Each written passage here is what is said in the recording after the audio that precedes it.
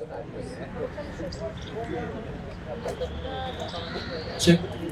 Hello everyone. Good evening, नमस्ते सबैजनालाई यहाँ उपस्थित सबै महानुभावहरू अनि हामीलाई फेसबुक मार्फत लाइभमा जोइन गरिराख्नु भएको सबैलाई आजको काठमाडौँ ट्रेनाले कुराकानी सेसनमा स्वागत गर्न चाहन्छु।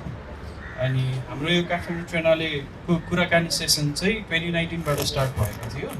अनि यो लकडाउन अगाडि फिजिकली स्टार्ट भइरहेको थियो, तर लकडाउन पछि चाहिँ हाम्रो अनलाइनबाट पनि कन्टिन्यू भइरहेको थियो। अनि अहिले यो काठमाडौँ ट्रेनालेको अनलाइन लन्चसँगै चाहिँ हामीले यसरी अनलाइन प्रोग्रामिङहरू अनि फिजिकल टक्सहरू गरिरहेको छौँ, जसमा चाहिँ हामीले आर्टिस्टहरू अनि काठमाडौँ ट्रेनालेको पार्टिसिपेन्ट आर्टिस्ट अनि रिसर्चरहरू सबैजना आमन्त्रण गरेर उहाँको आर्ट प्र्याक्टिसहरूबारे त्यसरी सेयरिङ सेसन गरिरहेको छौँ। अनि आजको कुराकानी सेसनमा चाहिँ हामीसँग 3 जना प्रेजेन्टरहरू हुनुहुन्छ।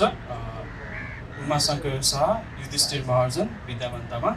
अनि फर्स्टमा चाहिँ फर्स्ट प्रेजेन्टेसन चाहिँ हाम्रो युधिष्ठिर महार्जनजीले दिन गइराख्नु भएको छ। अनि उहाँको सर्ट बायो चाहिँ म प्रस्तुत गर्न गइरहेको छु। Youdhisthir Maharjan was born in Kathmandu, Nepal in 1984. He received his undergraduate degree in creative writing and art history from New England College in New Hampshire and MFA in conceptual printmaking from the University of Idaho. His text-based works have been published and exhibited internationally. Maharjan works with intentionally selected book pages to investigate and explore language through laborious and monotonous processes, cutting out individual letters, waving strips of pages, or reassembling parts of selected alphabets. Please, I would like to welcome Youdhisthir Maharjan.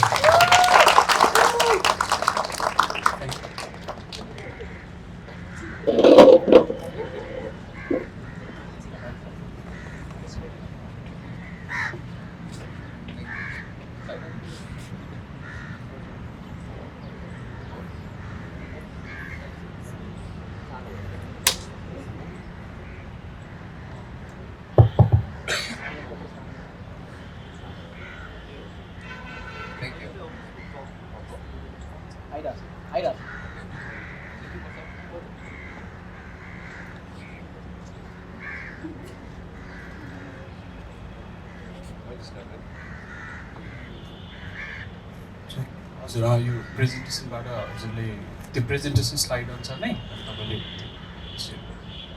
Thank you all for coming.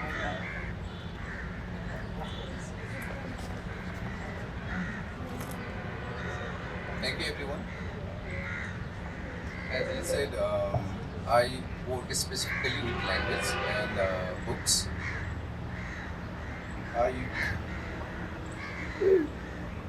To better understand and appreciate my works, you have to acknowledge and be aware that language is always biased and it predefines everything for us. It presents the worlds in prescribed definitions, and it defines everything we see around the world in binary opposites like good and bad, right and wrong, heaven and hell, rich and poor, and most importantly, it categorizes everything. It puts everything into boxes, into specific categories. Like a boy and girl, they belong into separate categories. Newards belong into separate categories. Even in art, there's modern art, conceptual art, printmaking, painting, all kinds of categories. So my problem with language is that it gives very limited view of the world, because everything is already defined for you, and then you have to accept those definitions. Everything is already categorized, and everything is described in terms of opposites. But I am interested more into the space, what happens between those extreme opposites. Like, I'm not interested in good or bad. My interest lies what is between good and bad. And because language categorizes and defines everything in binary opposites. Everything, every narrative is good and bad at the same time. Every narrative is right and wrong at the same time. It just depends where you stand and how you are looking at it. And I try to,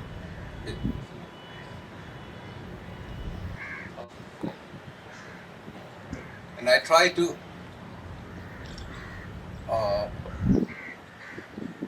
get outside of these definitions. I try to see the world outside of uh, how language has defined for us, how language allows us to see.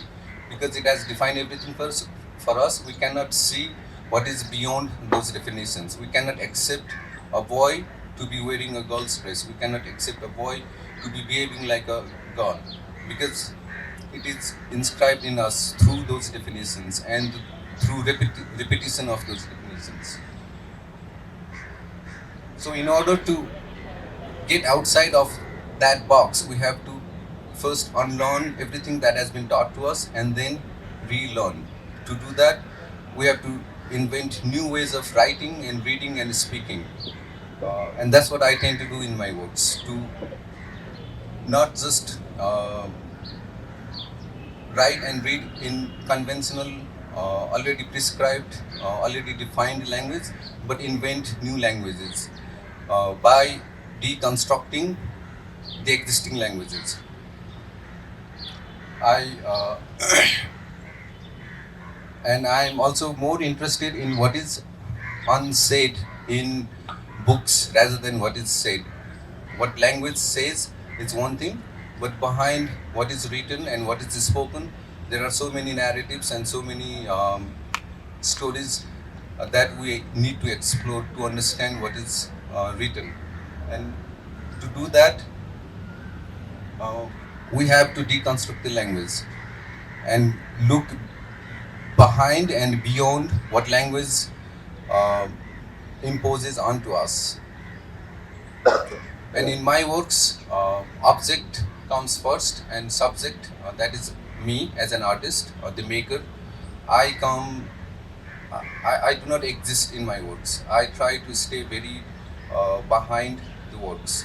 I try to put the least impression of myself, of my prejudices and biases and my own narratives, my own agendas and opinions. I try not to impose those onto my works. My intention and my interest is for the works to speak themselves, for the materials to invent their own stories, their own narratives, their own voices. Uh, so the materials comes first, and in my works, all the narratives and stories, all the voices are just about the materials themselves and not about me as a person or as an artist. Uh, in order to do all these things, I devise certain algorithms in my works that I myself cannot break them, so that I am not subconsciously or unconsciously um, imposing my opinions onto my works. So the first step in my works, in my process, is selection of books, and I always go to second-hand bookstores to find the books I want to work with. And I choose second-hand bookstores because one, those are the books that someone has already rejected, so it's discarded books. And then when I go to a new bookstore or when I try to find books online, I would have unlimited resources for titles and themes. But at second-hand bookstores, all those are limited. What I can and cannot work with is already decided for me by the people who have discarded the books, and even there, it's not organized. There is no definite category at second-hand bookstores. So I have to go through all individual books in the hope of finding something that would speak to me. So my themes and my topics, my subjects are already limited to me by those bookstores. And these are some examples of the works where the title, I choose the books based on the titles and not the content of the books, and I never read the books I work with because I don't want my works to be illustrations or illustrative of the original content of the books. So this, these two works show how the titles inspire and influence my works. So it's simple to be happy. And in this book, I have left out all the ha-has and he-his to imitate the sound of laughter, which could be sarcastic or genuine happiness as well. So I would not, I would not have the idea or the imagery for this work without the title, and this work would be incomplete without the title. Same with the music of eternity, where the O's and P's and B's and vertical lines of all the alphabets are left out and connected through lines that signify the musical notations. So it, the imagery and the final the idea for this work is influenced by the work, by the title. And same with this one, a dialogue discussion between 0 and 1. So in this one, I have left out all the O's and vertical lines to make them look like ones. So it's literally, in literal sense, O's are talking, O's and ones are having dialogue with themselves in this work, and this is directly influenced by the title. So a lot of works and a lot of techniques in my processes are influenced by the title. And the same with this one. And the next element I add to my work is materiality of text. I want text to be not signifiers or signs of some predefined or prescribed meanings. I want to separate text from the meanings that they have been assigned to, from the job that they are supposed to do, that is to deliver information or message. So in my works, language does not become a medium for information or message, for a propaganda or for narrative.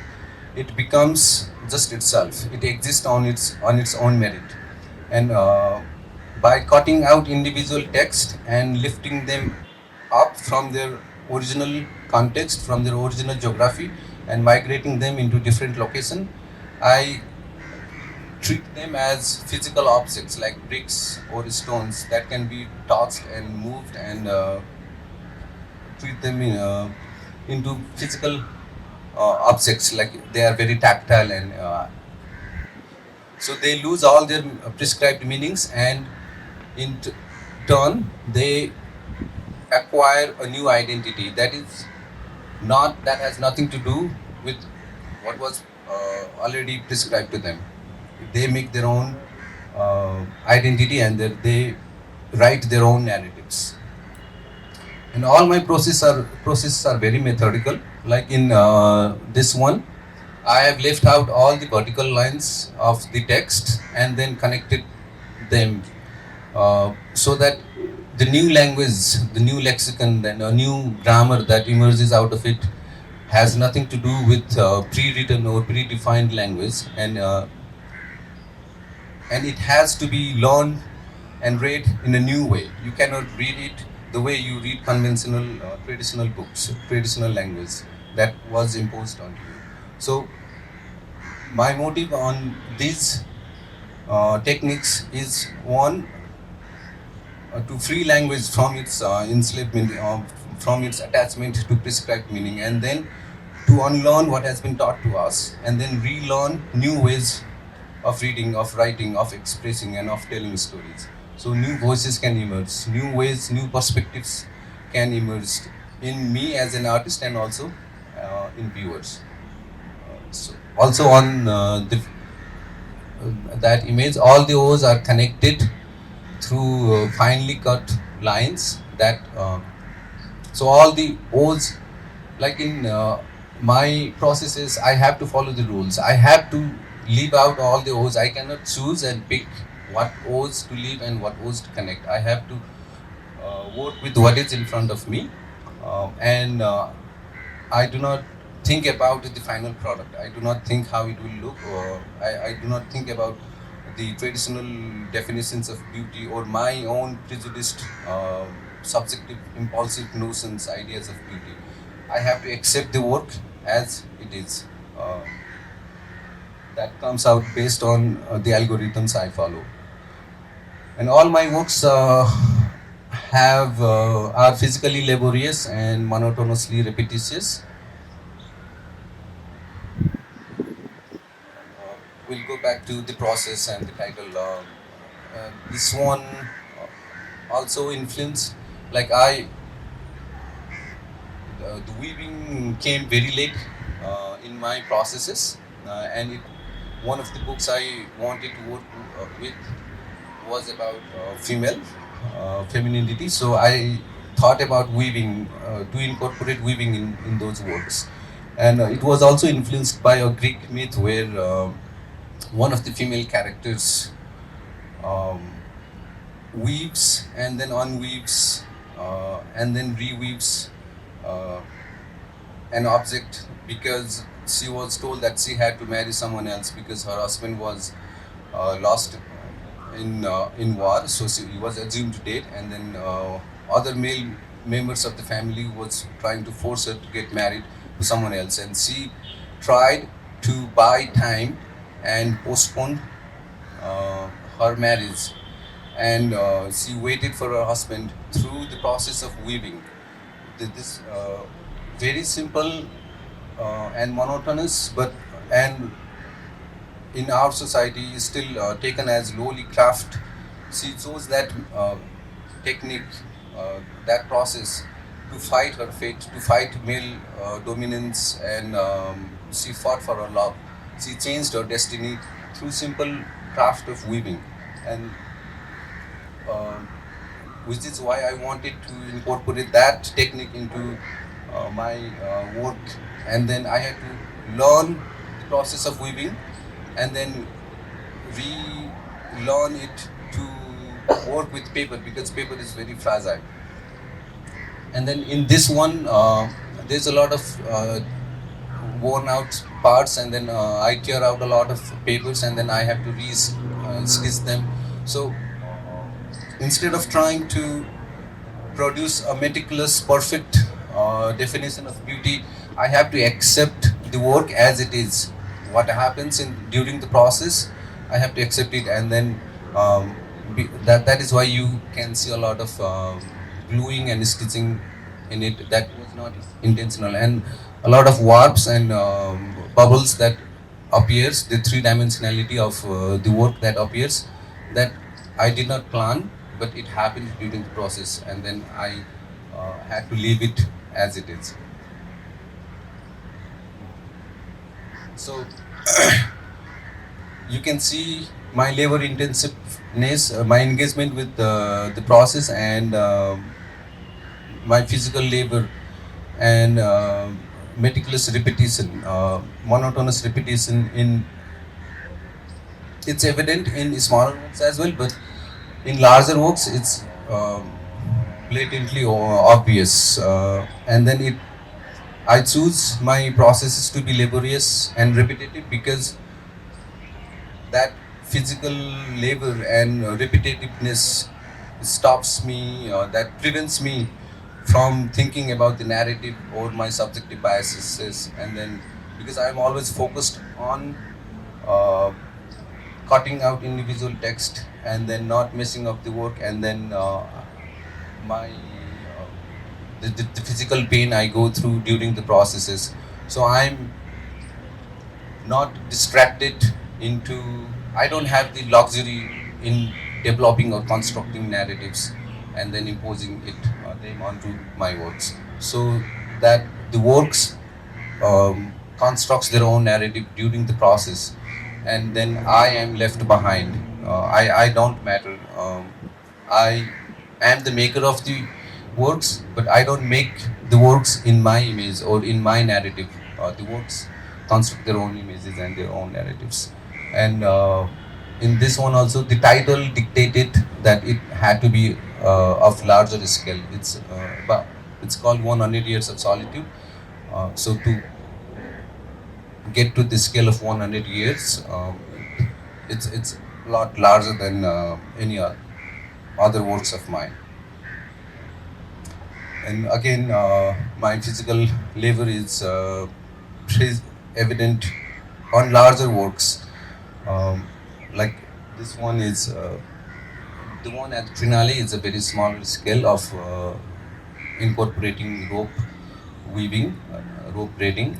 But when it's multiplied into hundreds of times, then you can actually see how physically laborious my processes are, and how I have to be invested in the process to be thinking about uh, other aspects of the works.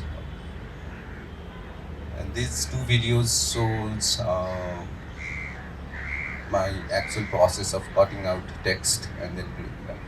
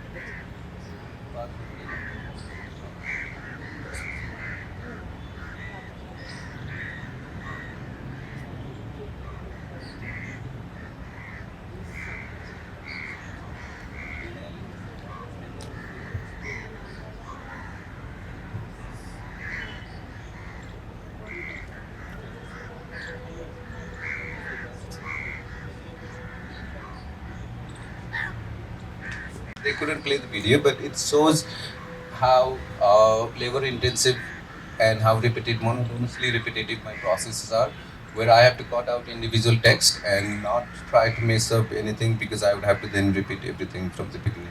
So I'm focused more on the processes to be thinking about narratives, and I am not interested in constructing narratives, I because my assumption is all narratives are biased, and everything is defined. The language does not allow us to be uh, uh, unbiased narrative, to tell unbiased stories. So my focus in my works, through the processes I devise, are to be unbiased, and then tell this and let the materials tell their own narratives and their own voices. Thank you. Is that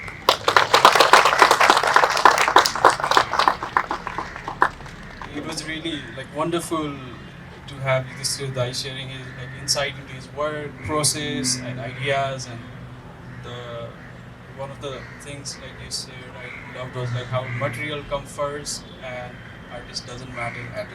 So that really like I love that part, because like, when we like share about our work, like art artwork becomes like a child of an artist. So like we really care about the artwork as a baby. So we are always overprotective about our artwork. Like if someone says what, and someone thinks what. So I think that really like helped me like to understand why the artwork should be really independent from the artist, and artists should be like have the courage to like put it aside and be disconnected after it is shown to the audience.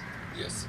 Well, I'm not absolutely disconnected, because I spent so much time of my life working on these processes. But it's, as you said, it's the opposite.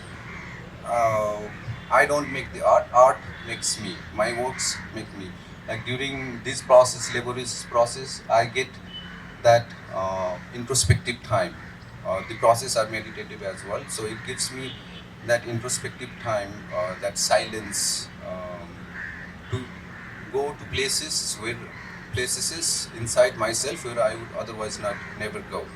And because in the actual world, we are constantly surrounded by so many narratives and voices, noises. uh, everyone telling us what to do and how to do and what to listen and what not.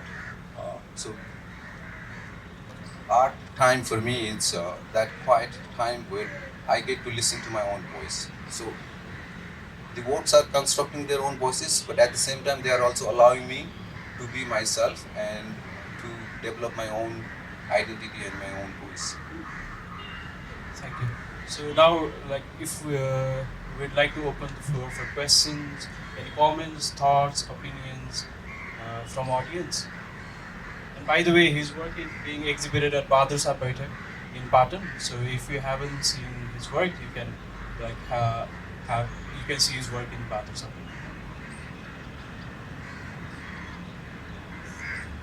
Anyone have any questions, thoughts?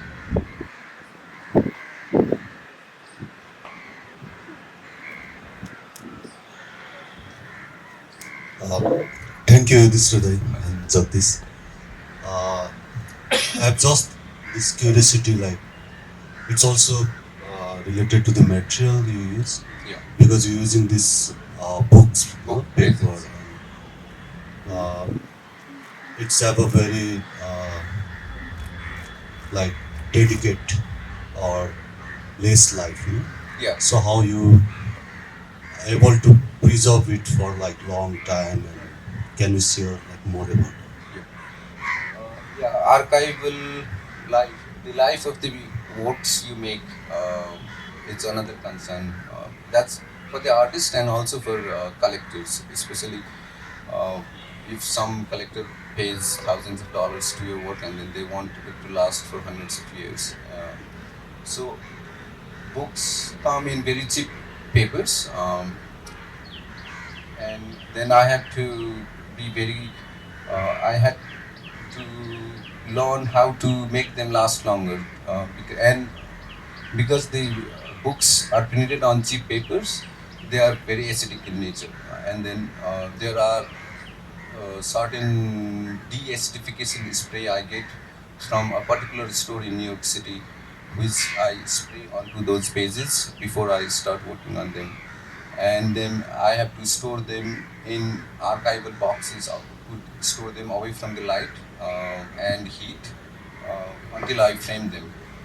And even during framing process, I make sure that every material used in the construction of the frame are archival, acid free, so that nothing from the outside goes and then tarnish the books and devalues their lifespan. So one of the reasons a lot of collectors hesitate collecting works on paper, even prints and other watercolor paintings, is because they are scared, they are cautious that they would not last as long as paintings on canvases, and which have been the traditional definition of art and painting.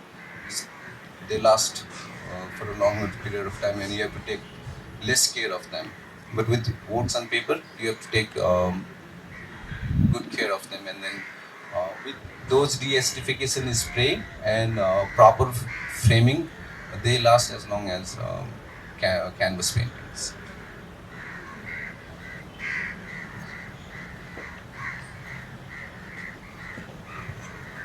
You mentioned that you identified a bunch of problems with language, and then that's what motivated you to remove certain items from the paper and connect different things internally.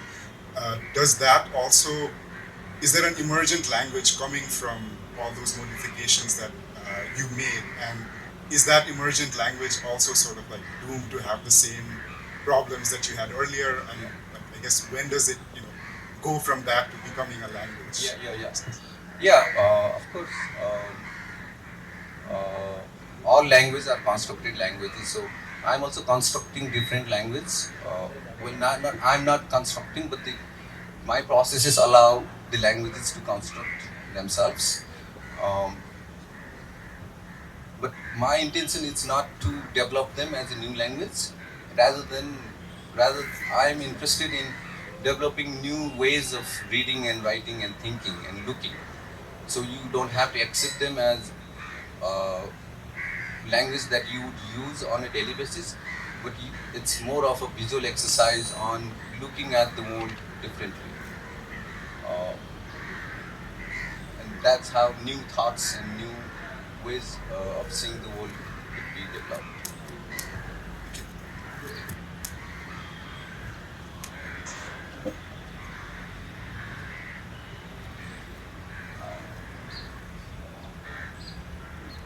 Do we have any questions or thoughts?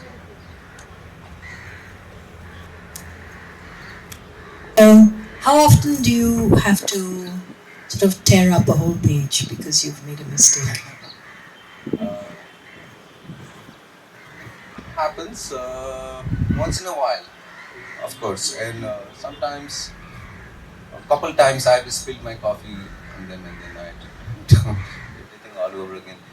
Uh, but uh, with certain titles, I'm allowed uh, freedom to accept the work as it is, like in this one, uh, because the title allows me to do that. In other cases, I cannot leave out imperfections or the flaws. And because I make everything by hand, which can also be done by laser cutting and other tools, I sometimes leave out the smaller flaws to that shows that there is human touch in them. Will you one day start going towards laser cutting? Not in, maybe not. I'm constantly growing and changing, so it might come back. The last question is, if you were working for a triptych, damage middle piece, that means you would have to rework the entire triptych because the language has changed somewhat? What was the Like if you were working on a triptych, a series of 3 works, Right. and you were to damage the central piece or one of the pieces, then does that mean you would have to rework a new concept for all 3, or how does that work? Again, it depends on the title of the work. If the title dictates how, and the title dictates the technique as well as the finished product of the work. Uh, I I don't decide whether or not it has to be triptych, or if I mess up one, all 3 have to be redone or not. And to add to your question, these languages that develop on their own, they are not predefined, so you don't have to follow them. It's not predefined for you. You can choose, or you can. It doesn't control how you read them. You you can develop your own way of reading these languages.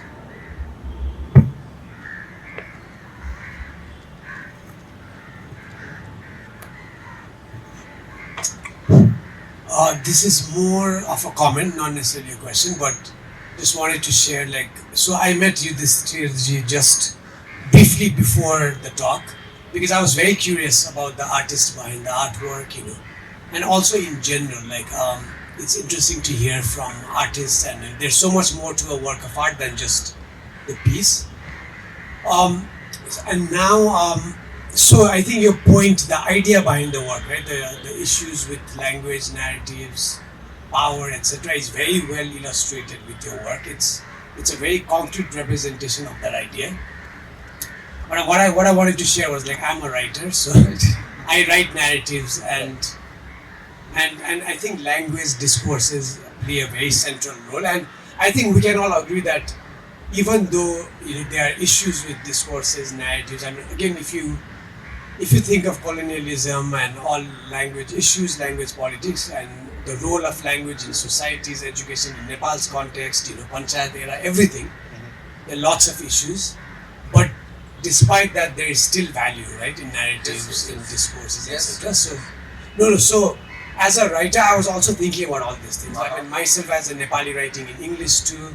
What does that mean? So I was actually thinking for myself different ways to problematize this issue. So I find it very fascinating that to hear from you, and as an artist, it's a visual representation of, I guess, what writers think about. But I guess just the question of, for me personally, is like, what next after this for myself to reflect on. So as I say, it's just a comment that I found fascinating. I almost, when I was listening to it, I thought of us as almost two opposite sides of the same coin in a way, like trying to, Yeah. like seeing or expressing ourselves in like in opposite ways almost.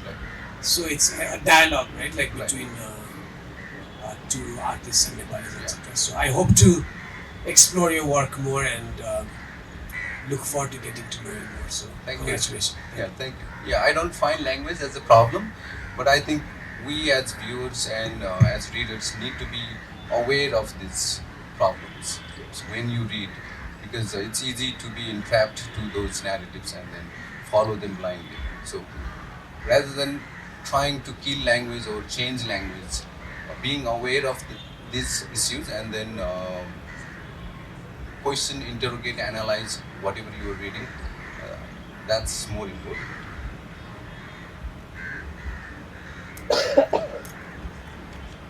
Thank you. Thank you, Youdhisthir. Thank you for the questions and thoughts.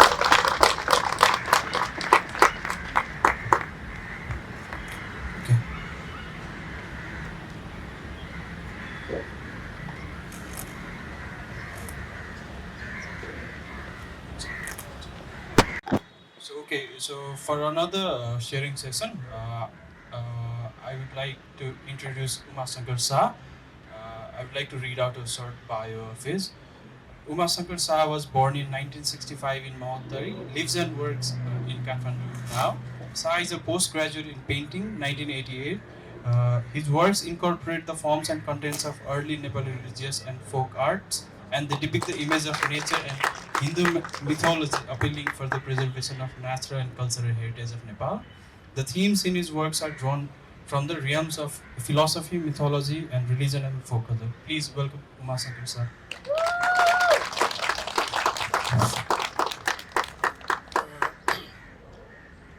सर्वप्रथम धन्यवाद काठमाडौँ ट्रिएनालेलाई, सङ्गीताजीलाई आज आफ्नो वर्कको बारेमा उहाँको ट्रिएनालेमा राख्ने मौका दिनुभयो।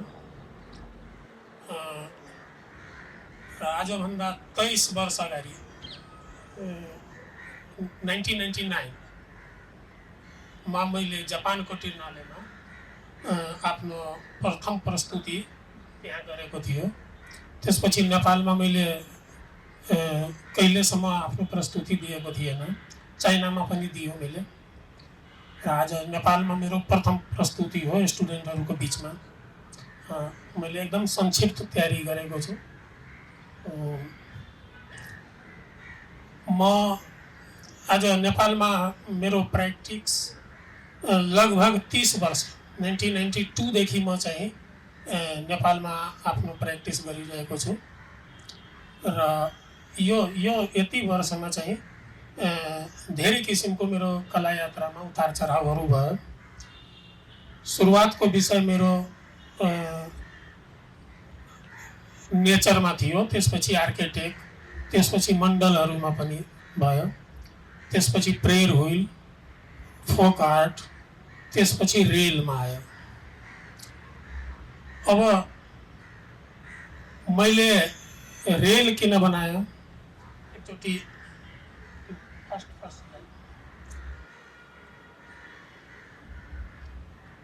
यो रेल चन्द्रबहादुर शमशेरको पालोमा र अंग्रेज, भारतमा अंग्रेज हुँदाखेरि यो रेल चलेको थियो। र यो रेल चाहिँ पब्लिकको लागि चलेको थिएन। यो रेल चाहिँ नेपालमा त्यो बेलामा नेपाल धान उत्पादनमा लगभग विश्वमा चौथो कन्ट्रीमा हुन्थ्यो। र जुट त्यस्तै लकडी यो कुराहरू चाहिँ नेपालले निर्यात गर्थ्यो। र भारत चाहिँ औद्योगिकरणतिर गइरहेको थियो। त्यहाँबाट चाहिँ त्यहाँ बनेको सामानहरू बाकस भयो, भाँडाकुँडाहरू भयो, पेट्रोल, चिनी इत्यादि सामानहरू भारतबाट आयात हुन्थ्यो। र बिस्तारै अब नेपालबाट लकरी जाँदाखेरि भारततिर जाँदाखेरि त्यो मालगाडी हुन्थ्यो अनि माथिसम्म त्यो लकरी लोड गरेको हुन्थ्यो अनि डोरीले बाँधेर त्यसलाई चाहिँ सपोर्टको लागि लाने गर्थ्यो। अनि पब्लिकले जनकपुर जानको लागि त्यो ट्रेनमा चाहिँ त्यो लकरीमाथि चढेर जान्थ्यो। एकचोटि को दुर्घटना भयो कि त्यो डोरी टुट्यो अनि केही व्यक्तिहरूको मृत्यु हुन गयो। अनि त्यसपछि त्यसमा चन्द्र शमशेरले एउटा डब्बा पनि जोडियो अनि त्यो चाहिँ त्यसमा चाहिँ पब्लिक बसेर जनकपुर जान्थ्यो। र यो जनकपुरतिरको मात्रै होइन, यो सामान ओसार पसारको लागि जोगबनी, भारतको जोगबनीबाट देखि विराटनगर चतरासम्म आउँथ्यो अनि चाहिँ यता चाहिँ रक्सौलबाट अमलेखगञ्जसम्म आउँथ्यो। अनि यसरी रेलको सुरुवात भएको थियो। अनि यस रेलमाथि मैले यो सबै स्टोरी सुनेर अनि यो ठाउँ मेरो एरियामा पर्छ नि त्यहाँ गएर अहिले चाहिँ एउटा स्टोर गरेर राखेको थियो अनि यो स्टडी गरेर यसलाई चाहिँ नयाँ रूप दिएर मैले चाहिँ कामको सुरुवात गरेको थिएँ। अब जब मेरो रेल सिरिजको पेन्टिङ आएपछि यसको प्रदर्शनी मैले भारतको दिल्लीमा गरेको थियो, त्यहाँको भिजुअल आर्ट ग्यालेरीमा, र एउटा चर्चाको विषय बन्यो। र यो रेल चाहिँ मेरो चित्रहरू नेक्स्ट अब मात्रै एउटा हिस्ट्री नभएर, एउटा स्टोरी नभएर यसमा धेरै कन्सेप्टहरूमा आधारित चित्रहरू हो।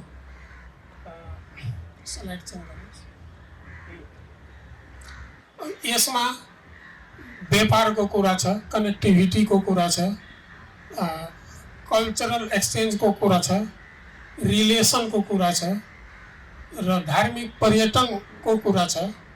यसरी 5 विषयवस्तुलाई जोडेर चाहिँ मैले यो सिरिज तयार गरियो। अनि त्यो कारणले यसलाई चाहिँ रोटी बेटी पनि भनियो। र अहिले र यसको शैली मैले चाहिँ तराईको मिथिला शैली र भारतको राजस्थानी शैली दुवै शैलीलाई मिक्स गरेर यो निर्माण गरियो। र रोटी बेटी यसलाई किन भनियो या सम्बन्ध, त्यसलाई सम्बन्ध भन्छ। यो ट्रेनबाट विभिन्न कल्चरल एक्टिभिटिजहरू सुरु भयो। अनि चाहिँ सीता जनकपुरको थियो राजकुमारी, अनि राम चाहिँ अयोध्याको थियो, भारतको थियो। अनि चाहिँ सीतालाई मैले चाहिँ बनिठनीको रूपमा यसलाई चाहिँ प्रस्तुत गरियो। बनिठनी भनेको जसरी युरोपको मोनालिसा हो त्यस्तै भारतको सुन्दरी पनि भन्छ, भारतीय सुन्दरी पनि भनिन्छ। अनि मैले चाहिँ सीतालाई मधेसको या तराईको सुन्दरी या नेपालको सुन्दरीको रूपमा प्रस्तुत गरियो। अनि यो जुन हो यसलाई सकिन्छ यो बनिठनीको रूप हो भारतीय यो। र चाहिँ अब अनि चाहिँ यसमा चाहिँ राम हो। अब यहाँ चाहिँ राम, यो चित्रमा राम छ, सीता छ। अनि यो ट्रेनबाट जनकपुरबाट बिहा गरेर ट्रेनबाट रामले अयोध्यातिर लग्दैछ भनेर यो दृश्य मैले चाहिँ देखाएको छु। र अब उता चाहिँ जति कुराहरूको विकास हुँदै गयो, भाँडाकुँडाहरू बन्थ्यो। अनि यो ट्रेनमा चाहिँ त्यो उताबाट भाँडाकुँडा लोड भएर आउँथ्यो। अनि चाहिँ म्यारेज प्रोसेसनहरू के कस्तो थियो कि अब यो ट्रेन आउँदाखेरि बिस्तारै समाज आधुनिकीकरणतिर बढिरहेको थियो। र प्लेटफर्मसम्म यो जयन्ती आउँथ्यो।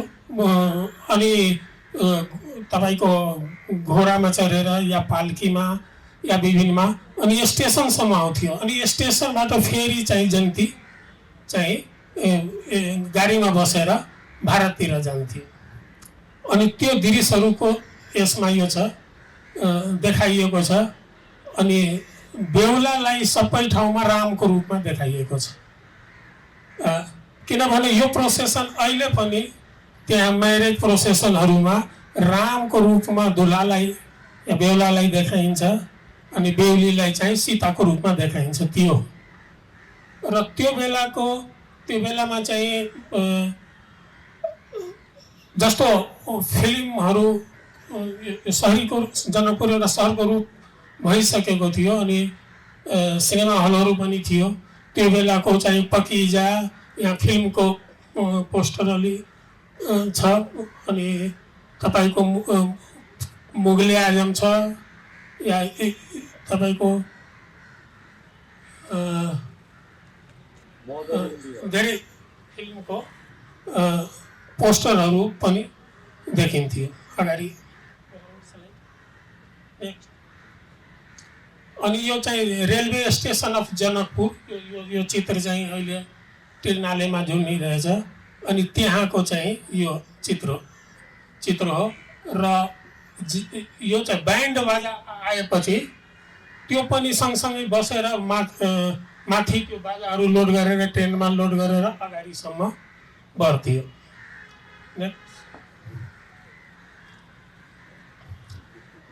यो चित्रको नाम हो जैनुल ब्यान्ड जैनुल ब्यान्ड के हो न्यू जैनुल ब्यान्ड हामी सानै छँदाखेरि त्यो बेलामा जैनुल ब्यान्ड हुन्थ्यो र उसकै जेनेरेसनले यसलाई निरन्तरता दिएको थियो अनि अहिले आएर न्यू जैनुल ब्यान्ड छ त्यो अहिले पनि छ र विभिन्न प्रोसेसनमा यो ब्यान्डको उपयोग हुन्छ जयन्तीमा या विभिन्न समारोहहरूमा अनि त्यो वर्गलाई पनि मैले चाहिँ कलामा चाहिँ एउटा स्थान दियो त्यहाँको लोकल पिपलमा र यो ब्यान्डले त्यो गाडीको विभिन्न ठाउँमा चाहिँ आफ्नो बाजाहरू झुन्ड्याएर अनि त्यसमा चढेर जान्थ्यो र यो ट्रेनको नाम हो सीता अनि जति पनि तपाईँको ट्रेनहरू हुन्थ्यो सबैको नाम चाहिँ धार्मिक हिन्दू धर्मसित रिलेटेड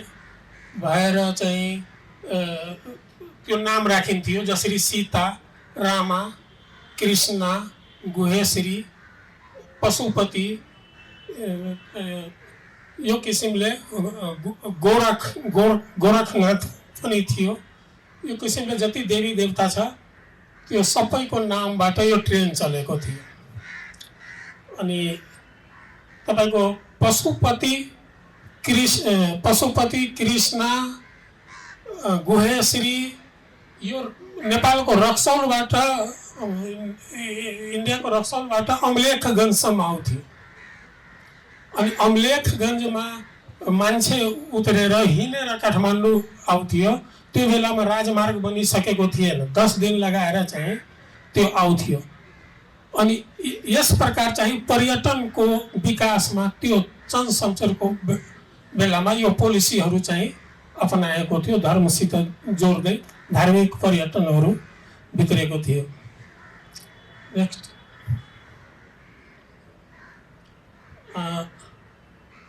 यो चित्र एक्रेलिकमा बनाएको छु अनि विषयवस्तु त्यही हो सबैमा राम र सीतालाई देखाएको हो र स्टेसनको चाहिँ जुन वातावरण हुन्छ त्यो हो यसमा चाहिँ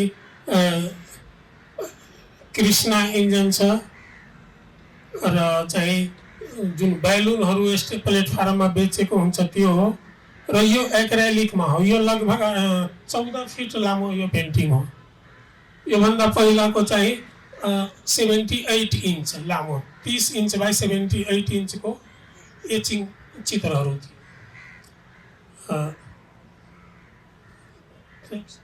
नेक्स्ट यो पनि एक्रेलिक हो यो पनि लगभग 15 फिटको चित्र हो अलिकति क्लोजअप यसलाई एनलार्ज गर्न सकिन्छ भने डिटेल यसको देख्न सकिन्थ्यो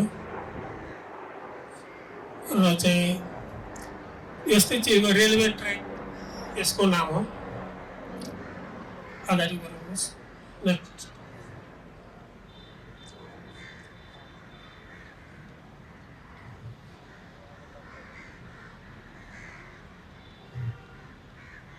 यो अघि देखाइसकेको। नेक्स्ट। यो ट्रेनमा यो भारतको बनिठनी हो। यहाँ त्यो रेलबाट त्यो आइरहेछ। दुई देशको सम्बन्धमा आधारित यो चित्र हो।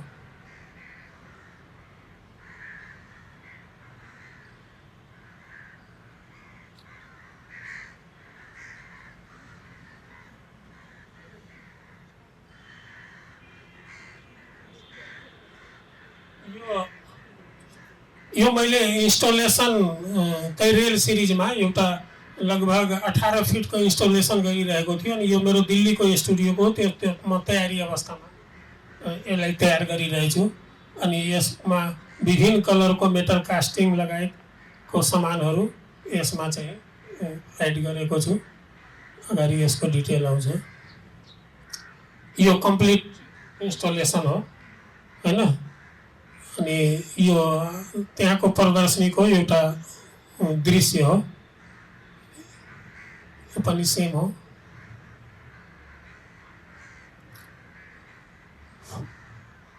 यति हो। र यो नि मेरो रेल सिरिजमा आधारित एचिङ प्रविधिमा निर्मित चित्रहरू, एक्राइलिकमा पनि निर्मित चित्रहरू र इन्स्टलेसनमा पनि मैले गरेको छु। र यो कति ठाउँको म्युजियमहरूमा पनि छ, इन्टरनेसनल म्युजियमहरूमा पनि छ। नेपालमा पहिलोचोटि म एक्जिबिट गरेको छु। धन्यवाद।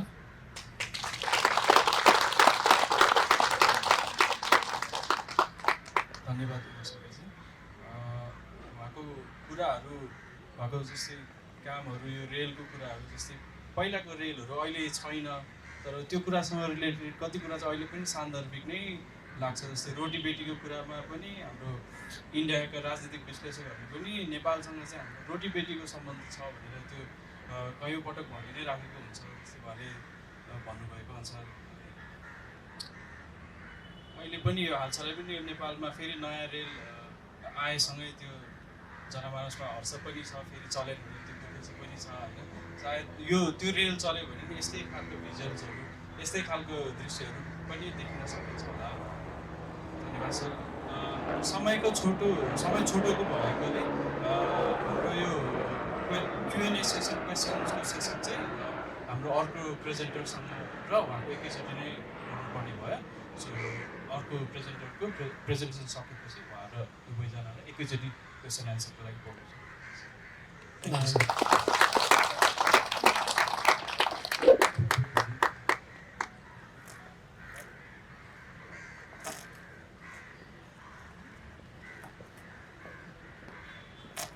अब हाम्रो अर्को प्रेजेन्टर हुन्छ विद्यमान तामाङ। म उहाँलाई स्टेजमा आमन्त्रण गर्न चाहन्छु। उहाँको सानो बायो चाहिँ म प्रस्तुत गर्दैछु।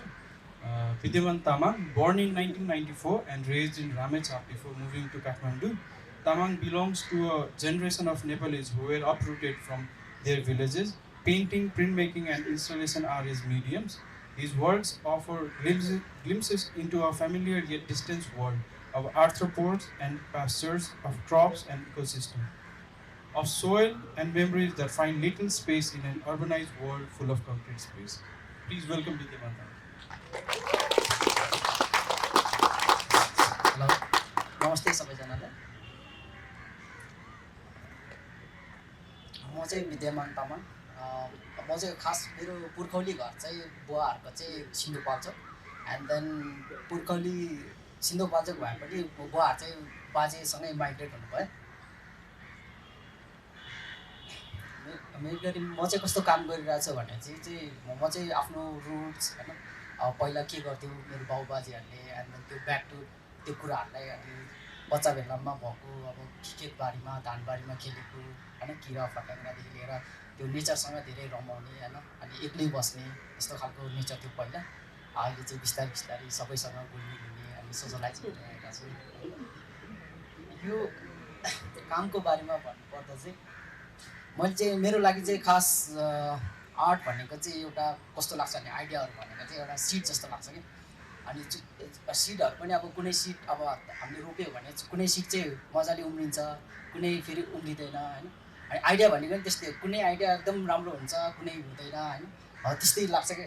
त्यही भएर चाहिँ यो काममा चाहिँ मैले चाहिँ खास कसरी रिलेट गर्न खोजेँ भने चाहिँ पहिलाको मेरो वुडकटको काम भयो यो। यसमा चाहिँ तपाईँको के रिलेट गर्न खोजेँ भने चाहिँ पहिला चाहिँ म यो नोइजी बक्ससँग चाहिँ एकदम त्यो फ्रस्ट्रेट हुन्थ्यो क्या, त्यो च्याँ गराउने, त्यसलाई चाहिँ हामी झ्याउखिरी भन्छौँ नोइजी बक। अनि एकदम त्यो हुने डिस्टर्ब हुने गाउँमा हुँदा गाउँमा चाहिँ धपाउन गइन्थ्यो कि यसलाई डिस्टर्ब भयो भनेर। भरे मेरै घर नजिक कारखाना छ क्या, अनि त्यो चाहिँ ग्रिलको कारखाना भयो, बिहान च्याँ गर्छ सेम त्यही किराको त्यो मलाई त्यो हुन्छ क्या। अब फेरि ब्याक टु त्यही जस्तो लाग्छ क्या। अब धपाउन जानु कहाँ धपाउन जानु अनि त्यो हिसाबमा चाहिँ मलाई त्यो भएर चाहिँ अनि मैले चाहिँ त्यो अहिले बसिरहेको एरियाको म्याप अनि पछि त्यो लाल पूर्जाको त्यो पार्टहरू पनि इन्क्लुड गरिरहेको छ क्या त्योभित्र। यो कामले चाहिँ कस्तो मलाई कस्तो फिल गराउँछ भने चाहिँ जहिले पनि त्यो बिहान बिहान उठ्ने बित्तिकै अब अलार्म बजे जस्तै त्यो ग्रिल मसिनमा पुरा काटिन्छ क्या बिहान बिहान। त्यसले कस्तो एकदम डिस्टर्बिङ हुने भएर चाहिँ यो काम चाहिँ मैले त्यस्तो रिलेट गरेर चाहिँ क्रिएट गरेको। यो चाहिँ किरा फट्याङ्ग्राकै काम गर्ने सिलसिलामा चाहिँ वुडकट गरेको होइन। मैले चाहिँ पहिला चाहिँ के भन्छ किराहरूसँग चाहिँ धेरै खेलिन्थ्यो क्या।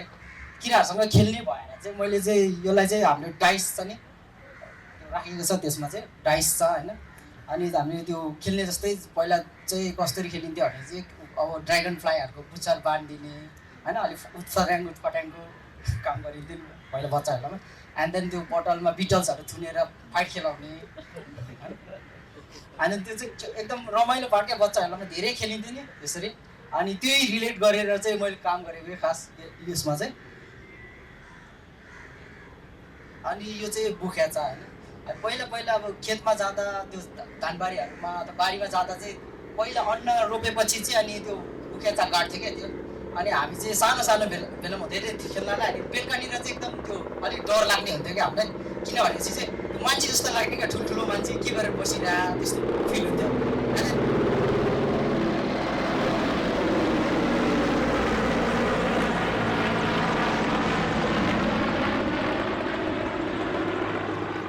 अनि अनि मेरो चाहिँ बाजे हुनुहुन्थ्यो पहिला। अनि बाजेले चाहिँ अनि हामीलाई त्यो खेतमा जान दिँदैन थियो कि। हामीले चाहिँ कस्तो भने चाहिँ त्यो जुन बुखेचा बनाएर आयो हुन्छ नि त्यो चाहिँ निकालेर हामी चाहिँ सिoi लामा सिoi भनेर उफ्रेर खेलिदिन्थ्यो क्या, त्यो निकालिदिन्थ्यो।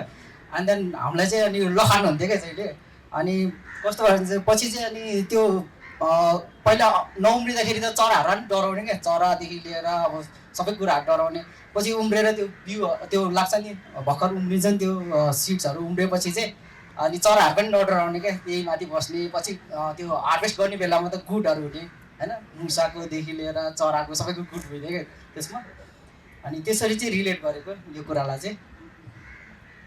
यो चाहिँ कस्तो बेला भने चाहिँ म चाहिँ सामोबसी बस्थेँ पहिला होइन, रेन्टमा बस्थेँ। अनि त्यतिखेर चाहिँ कस्तो भने चाहिँ दिउँसो चाहिँ झिँगाले लास्टै दुःख दिने क्या है त्यो बाँस पढ्ने बेलामा।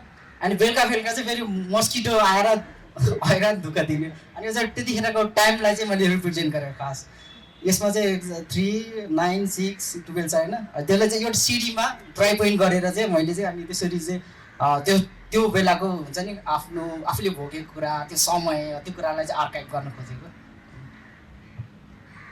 यो चाहिँ मेरो फर्स्ट इन्स्टलेसन थियो होइन। अनि यतिखेर चाहिँ ब्याचलर्सको 4th इयरमा हुँदाखेरि मैले चाहिँ कहिले ट्राई गरेको थिएन इन्स्टलेसन, कहिले गरेको थिएन। अनि यो चाहिँ जर्मिनेसन भन्ने त्यो शीर्षकमा चाहिँ मैले ट्राई गरेको थिएँ। यसमा चाहिँ लाइटहरू राखेको थिएँ अनि देन एउटा मोटर राखेको थिएँ, 3टा खालको लाइट थियो। अनि देन यो घुम्दाखेरि चाहिँ अनि त्यो जर्मिनेट भएको जस्तो होइन, बिस्तारै ग्रो भएको जस्तो त्यो स्याडोहरू त्यस्तो क्रिएट हुन्थ्यो क्या। त्यो चाहिँ अब पहिला कसरी जर्मिनेट भएको थियो त प्लान्टहरू, त्योहरू कसरी हुन्थ्यो त्यो हिसाबमा चाहिँ त्यो कलरहरूले चाहिँ त्यस्तो भाइब आओस्, फिल आओस् भनेर चाहिँ देखाउन खोजेको। अनि यो चाहिँ मेरो बाजेसँग रिलेटेड छ होइन। यो चाहिँ मैले चाहिँ खास बनाएको चाहिँ सन हो होइन। अनि यो चाहिँ टाइम हो त्यो। अनि बाजे चाहिँ पहिला कस्तो गर्नुहुन्छ, मेरो बाजे चाहिँ वैद्य हुनुहुन्थ्यो होइन। अनि बाजेले चाहिँ अब कति बजेको छ भन्यो भने चाहिँ अनि ठ्याक्क त्यो स्याडो हेरेर ठ्याक्क थाहा पाइदिन्थ्यो कि यति बजेछ तिम्रो स्कुल जाने बेला भएन के भएन भनेर भन्नुहुन्थ्यो कि दिदीहरूलाई। हामी त धेरै सानो थियो, त्यो पनि मलाई चाहिँ एकदम याद छ त्यतिखेरको पनि। बाजे चाहिँ वैद्य भएको हिसाबले चाहिँ हाम्रो गाउँमा आउँदाखेरि पनि बाजे चाहिँ महेन्द्रले पनि उहाँलाई चाहिँ त्यो वैद्यको त्यो स्वीकृति दिन्छ नि त्यतिखेर, खोप लाउने औषधिहरू गर्ने त्यो उपचार गर्ने। अनि चाहिँ हाम्रो गाउँमा चाहिँ मगरहरूको मुखिया थियो पहिला। एन्ड देन बाजेलाई चाहिँ सानो पिस अफ ल्यान्ड दिएर चाहिँ अनि यहाँ बस्नु हामीलाई चाहिन्छ भनेर बाजेलाई त्यहाँ राख्नु भएर छ। त्यहाँदेखि चाहिँ हामी रामेछापमा भयो। यो पनि त्यही हो। यो चाहिँ मैले बङ्गलादेशमा गरेको थिएँ। यो चाहिँ त्यसमा चाहिँ अब यो टाइमलाई रिप्रेजेन्ट गरेर अनि मैले चाहिँ खासै केही लगेको थिएन सामानहरू। अनि यो रातो धागो चाहिँ मसँग अलरेडी थियो। अनि चाहिँ त्यो त्यही भएको बाँस अनि त्यहाँको जुटको धागोहरूले चाहिँ अनि मैले चाहिँ त्यो एउटा सनलाई क्रिएट गरेँ। अनि एउटा टाइम भनेर त्यो स्याडोबाट त्यो आफ्नो ल्यान्डमा त्यो कुराहरूलाई चाहिँ त्यस्तो रिप्रेजेन्ट गरेँ। यो चाहिँ कसरी क्रिएट भएको भनेर चाहिँ कस्तो इन्ट्रेस्टिङ लाग्यो क्या। खास अब बुख्याचाहरू त स्टिल त्यो ठ्याक्क स्टिल बसे हुन्छ नि यहाँ। अनि त्यो त प्रिजर्भ गर्नको लागि भन्ने बस्छ नि। अब हाम्रो सहर चाहिँ कसले प्रिजर्भ गर्छ भन्ने हिसाबमा चाहिँ ल्यान्ड हुन्छ नि हाम्रो, त्यो हिसाबमा चाहिँ कसले प्रिजर्भ गर्ला भन्यो भने बुख्याचाहरू पनि भागिएको जस्तो कि प्रिजर्भ गर्ने जुन बसे हुन्छ नि अब लखाट्ने त्यो गर्ने मान्छेहरू त्यो पनि उल्टै भागिरहेको त्यस्तो। यो चाहिँ फुटुङ एरियाभन्दा माथिको एरियाको। अनि कस्तो थियो भने चाहिँ म फुटुङमा पहिला सर्दाखेरि चाहिँ त्यहाँ चाहिँ माछाहरू पाइन्थ्यो कि त्यो खोलामा। अनि त्यो हिले माछाहरू त्यो माछाहरू मान्छे मारेर हुन्थ्यो। अनि त्यसपछि धानबारीहरू पनि अलिअलि थियो। अनि त्यतिखेर चाहिँ त्यो माछा देखिन्थ्यो भने चाहिँ अहिले चाहिँ पुरा त्यो घरहरू बिल्डिङहरू बनाएर त्यो खोलामा माछै पाउँदैन क्या। अनि माछा चाहिँ कहाँ छ होला भनेर त आकाशमा उडिरह होला भनेर त्यो हिसाबमा चाहिँ रिप्रेजेन्ट गरेको। माछाको चाहिँ आत्माहरू चाहिँ भड्किरह होला, माछा चाहिँ छैन खोलामा। यो चाहिँ घरको लालपुर्जा भयो। अनि मेरो गाउँको गाई है। अनि पहिला म चाहिँ दुध खान जानु पऱ्यो भने चाहिँ मामा घर भएको थिएँ जहिले सानो बेलामा त। अनि पछि अहिले चाहिँ गाउँमा चाहिँ हाम्रो 2टा लैनो भैँसी थियो होइन, गाईहरू थियो। अनि त्यो चाहिँ गाउँ जाँदाखेरि चाहिँ जस यहाँबाट अब भ्याकेसनमा गाउँ जाँदाखेरि चाहिँ मजाले खानु पाइन्थ्यो। पछि म जब अब 6-7 क्लासमा भयो अनि त्यहाँदेखि सबै बेचिसिदिएको थियो क्या, खानै पाउँदैन थियो क्या जाँदाखेरि। अनि त्यही कुराहरू चाहिँ मैले अहिले रिफ्लेक्ट ब्याक गरेको होइन। यसमा चाहिँ मैले के अरे lithography and then dry foil and then त्यो के अरे फोटोकपी यिनीहरू नै मिक्स गरेर गरेको छु प्रिन्टमा। यो चाहिँ मेमोरिज अफ माई सोइल भन्ने एउटा सिरिजमा काम गरेको थियो। त्यतिखेर चाहिँ कस्तो भने चाहिँ अब सानो छ खेत सानो छ बारी भन्छ नि, अहिले त रियालिटीमा साँच्चीकै सानै छ। सानै अब त्यो पनि जहान चाहिँ धेरै छ क्या अहिले चाहिँ होइन। सानै छ जहाना भन्छ नि, अहिले चाहिँ जहान चाहिँ धेरै छ तर खेत चाहिँ सानो छ। अनि यो चाहिँ पहिला चाहिँ अब गाउँबाट चाहिँ कोसेलीको रूपमा मेरो मेजर क्रप्सहरू चाहिँ यहाँ के अरे कोदो अनि भटमास अनि मकै होइन। अनि गहुँ हुन्थ्यो कि हाम्रोमा। अनि त्यो चाहिँ फ्लोट भइरहेछ, त्यो उडिरहेछ। अनि त्यो चाहिँ गाउँबाट चाहिँ ठ्याक्क सहरमा पठाइन्थ्यो कि कोसेलीको रूपमा लानुहुन्थ्यो। अहिले चाहिँ सबैजना विदेश होइन। अब कोसेली के पठाउँ भन्दा चक्लेट आइफोन होइन, फोन के माग्छ नि होइन। गाउँबाट चाहिँ पहिला चाहिँ यो मकैहरू होइन भटमासहरू यो चाहिँ मजाले पाइन्थ्यो कि। अहिले चाहिँ गाउँबाट चाहिँ खासै आउँदैन कि केही पनि, त्यो पनि झुकेर आउँछ कहिले काहीँ पायो भने। अनि यो चाहिँ त्यही सिरिजकै काम भयो यो मेमोरिज अफ माई सोइल। यसमा चाहिँ मैले चाहिँ प्लेटलाई नै डिस्प्ले गरेको। यसमा चाहिँ के अरे त्यो किता नम्बरहरू चाहिँ मैले त्यो वायरहरूले बनाएको थियो, त्यो छुट्टाएको चाहिँ वायरहरूले। अनि त्यो गरेर चाहिँ अनि ब्याकग्राउन्डमा चाहिँ त्यो नम्बरिङहरू लेखेर अनि यसमा पनि त्यो इन्चेककै कुराहरू अब कसरी फार्मसँग रिलेट थियो। यो प्रसङ्ग चाहिँ अब मेरो हजुरआमासँग त्यो रिलेट भयो। हजुरआमाले चाहिँ म गाउँ जाँदाखेरि चाहिँ बच्चाहरूलाई पनि देखेको त्यो इन्सेक्टहरू चाहिँ किन छैन अहिले भनेर क्वेसन गर्दाखेरि उहाँले चाहिँ अनि हामी खेती नै गर्दैनौँ, हामी अहिले चामल पनि किन्छौँ, दाल पनि किन्छौँ, नुन तेल होइन सबै किन्छौँ। अनि कसरी चाहिँ हुन्छ त इन्सेक्टहरू भने। अनि त्यसले चाहिँ एउटा सेन्स गर्यो मलाई भन्नाले अब हामी खेती नगरेपछि इन्सेक्टहरू हराउँछ नै। अनि अनि पहिलाको जस्तो किन मकै धानहरू त्यस्तो किन हुँदैन हाम्रोमा भन्दाखेरि हजुरआमाले चाहिँ कोसीको हावा आउँदैन आजभोलि हाम्रो गाउँमा, त्यही भएर भन्थ्यो। त्यो भनेको चाहिँ एउटा ग्लोबल वार्मिङको पनि असर हो होइन। उहाँले त आफू बुझाइको आफ्नो भनाइ भनेको, तर रियालिटीमा त त्यस्तै भइरहेछ नि। यो चाहिँ मेरो पहिलाको काम, अहिले गर्नुभन्दाको यो पहिलाको काम भयो। यो मास्टर्स फर्स्ट सेमिस्टरमा गरेको काम भयो। अनि पहिला चाहिँ मैले कसरी गरेको थिएँ भने चाहिँ यो ठुल्ठुलो दानाहरू सबै मजाले टालिदिएको थिएँ क्या। एन्ड देन अनि सानो सानो बक्समा बनाउनु भनेर प्लानिङ चाहिँ अलरेडी गरिसकेको थियो, तर पनि त्यतिखेर चाहिँ अब त्यो बजेटले भएन अथवा टाइमले भएन होइन, त्यो गर्न पाएन। अनि मैले चाहिँ अनि सेकेन्ड ह्यान्ड प्लाइ किनेर लगेर अनि आफै ठाकठुक गरेर होइन अनि एन्ड देन बनाइदिएँ। अनि यसमा चाहिँ कस्तो भन्नाले कस्तो प्रब्लम आयो भन्नाले पहिला गर्दाखेरि चाहिँ त्यो ग्रेन्सहरू मान्छेलाई हेर्दाखेरि नि डिस्टर्ब हुने, एन्ड देन त्यो कतिवटा झर्ने होइन, त्यो प्रब्लम भएर चाहिँ पछि चाहिँ अहिलेको काममा चाहिँ मैले कार्भ गरेर नै राखेको छु। यो चाहिँ अहिलेको कामको लेआउटहरू मैले पहिला गर्दाखेरि। अनि यो चाहिँ कसरी गर्ने भन्दाखेरि चाहिँ अनि यसरी लेआउट गरेँ। अनि मैले चाहिँ ल्यान्डमा चाहिँ अब लाइफ लाइन जस्तो एउटा दिएको, यो चाहिँ हार्ट बिटको त्यसमा ढुकढुक गरेर गइहाल्छ नि, त्यस्तो सेप क्रिएट गरेको छ। यो चाहिँ अब भित्रको एनाटोमीहरू अब कसरी प्लेस गर्ने अनि कसरी राख्ने होइन, बक्सको मेजरमेन्टहरू सबै। यो चाहिँ अब त्यो इन्सेक्टहरूको मैले स्टडी गरेँ एन्ड देन पछि चाहिँ अनि ड्रइङ गर्दाखेरिको यो प्रोसेस हो। म चाहिँ युजली चाहिँ राति मात्रै गर्छु क्या काम, दिउँसो चाहिँ अलिकति कस्तो डिस्टर्बिङ लाग्छ, त्यही भएर चाहिँ राति गरेको भएर चाहिँ अलिक टल्किरहेछ। यो पनि त्यही प्रोसेसको काम हो। यो चाहिँ छिचमिरा भन्ने किरा हो। अनि यो छिचमिरा चाहिँ खास धमिरा हो, धमिराको पखेटा पलाएपछि चाहिँ हामी छिचमिरा भन्छौँ। यो चाहिँ वन्स अ इयर निक्लिन्छ क्या, त्यो हाम्रो मकैको टुसा उम्रेर अलिक ठुलो मकै अलिक ठुलो भएपछि चाहिँ ठ्याक्क निक्लिन्छ। अनि हामी चाहिँ बेलुका चाहिँ हन्टिङ गर्न जान्थ्यौँ क्या। अनि कसरी हन्टिङ गर्न जान्थ्यो भनेपछि चाहिँ टर्च बोकेर, पहिला त्यो टाइगरवाला ब्याट्रीवाला टर्च हुन्थ्यो नि ठुलो, हो त्यो लगेर चाहिँ हामी अनि बोरा अथवा प्लास्टिक त्यहाँ लाइट बाल्ने, एन्ड देन त्यो बलमा ठ्याक्क थापेर राख्ने, एन्ड देन तिनीहरू चाहिँ लाइट भएपछि चाहिँ चाँडो निक्लिने क्या सबै। अनि एकजना चाहिँ गार्ड बस्नु पर्थ्यो, त्यो सर्प आउँछ कि भ्याकुत आउँछ कि भनेर होइन। अनि मेरो दिदी चाहिँ गार्ड हुन्थ्यो। अनि यो चाहिँ इन्सेक्टहरू भयो। अब सबै इन्सेक्टहरू मैले पहिला बच्चादेखि खेलेको, यिनीहरूसँगै हुर्केको यो कुराहरू भयो। यो चाहिँ अब त्यो बक्सको भित्र त्यो कार्भ गरेर अनि राख्ने भन्ने चाहिँ किन राख्ने भनेर चाहिँ त्यो सिट्सहरू झर्ने पहिलाको कामबाट सिकेको, अपग्रेड भएको होइन। पहिलाको कामबाट चाहिँ सिट्सहरू झर्ने अनि अप्ठ्यारो हुने भयो। अनि यो चाहिँ मैले पहिला गर्दाखेरि चाहिँ त्यो प्लटिङकै सेपमा राखिरहेको थियो। एन्ड देन एक दिन चाहिँ अनि छतमा जाँदाखेरि चाहिँ मेरो साइडमा एउटा घर बनिरहेको छ क्या, अनि त्यसको त्यहाँ चाहिँ जग खनिरहेको थियो, अनि घरको मजाको सेप देखिरहेको थियो क्या त्यो। अनि त्यो कुरा चाहिँ अनि कस्तो मन पऱ्यो, अनि त्यो कुराले पनि तिम्रो काममा मलाई राख न भने जस्तो फिल भयो क्या मलाई। एन्ड देन मैले चाहिँ मेरो काममा राख्छु नि भनेर एन्ड देन त्यो सेपहरू चाहिँ राखेँ। अनि यो काम चाहिँ कस्तो भने चाहिँ अब त्यो त अब बक्सहरू त अलरेडी रेडी गऱ्यो, खाक्सी ल्याएर सबै गरेर गऱ्यो। एन्ड देन लेटर एन्ड अब कलरिङको कुराहरूमा चाहिँ के गर्ने भनेर अब केही नो आइडिया थियो। अब मेरो चाहिँ आइडियाहरू चाहिँ सराउन्डिङमै घुमिरहेको हुन्छ क्या, त्यो अब्जेक्टहरू मेटेरियल्सहरू, यो मटेरियल्सले मलाई लिउ भइरहेको हुन्छ क्या। अनि आगो तापिरहेको थियो होइन।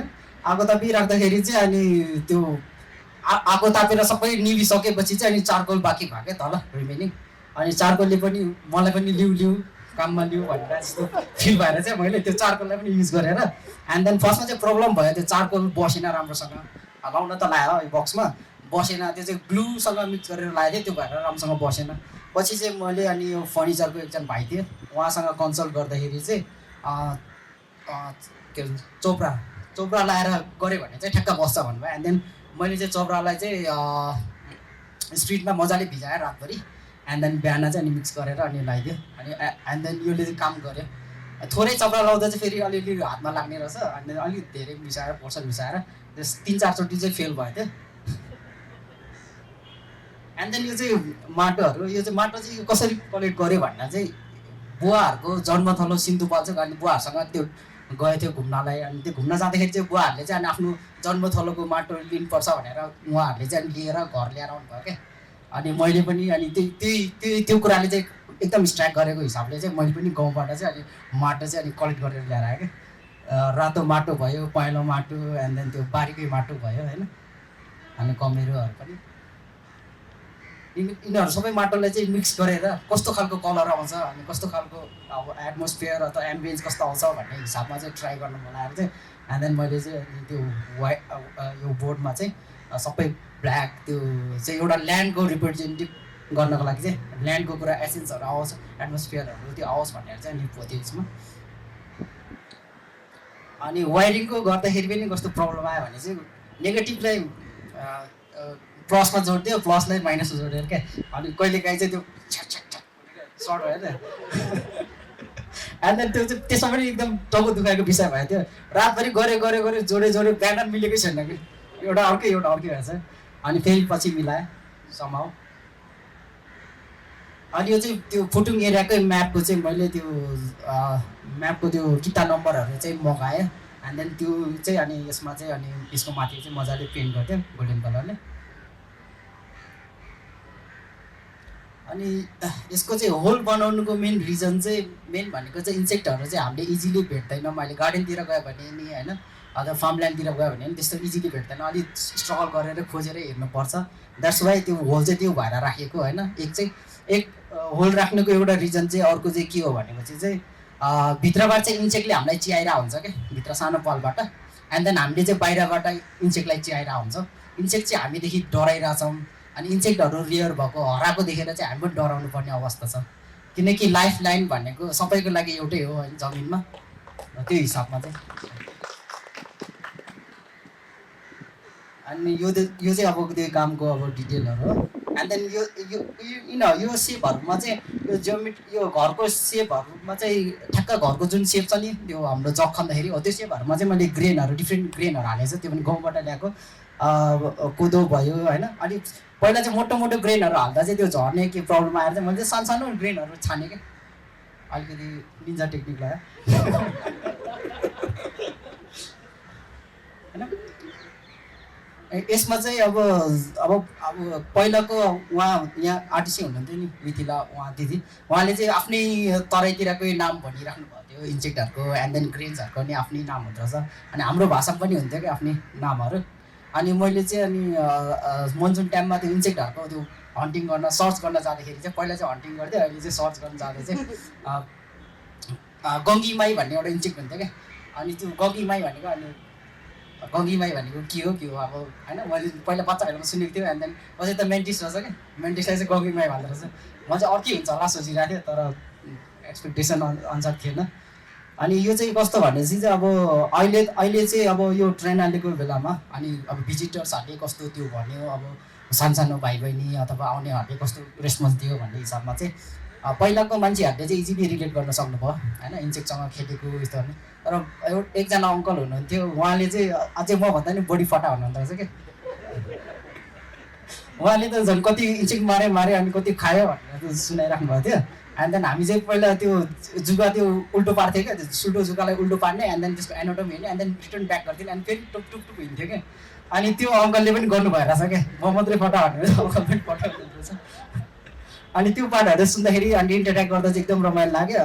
एन्ड देन मेन चाहिँ के लाग्छ भनेपछि चाहिँ मलाई अब हामीले त जति इन्सेक्टहरूसँग खेल्यो होइन जति राम्रो माटोहरूसँग घुलमिल भयो अहिले चाहिँ एकदम भर्चुअल्ली नै हेर्ने अथवा किताबमा हेर्ने अथवा काहीँ होइन त्यो डायग्रामहरूमा अथवा इमेजमा मात्रै सीमित भयो नि त रियलिटीमा अब इन्सेक्टसँग खेल्न पाएन सिड्सहरूसँग खेल्न पाएन कुन सिड के हो भने।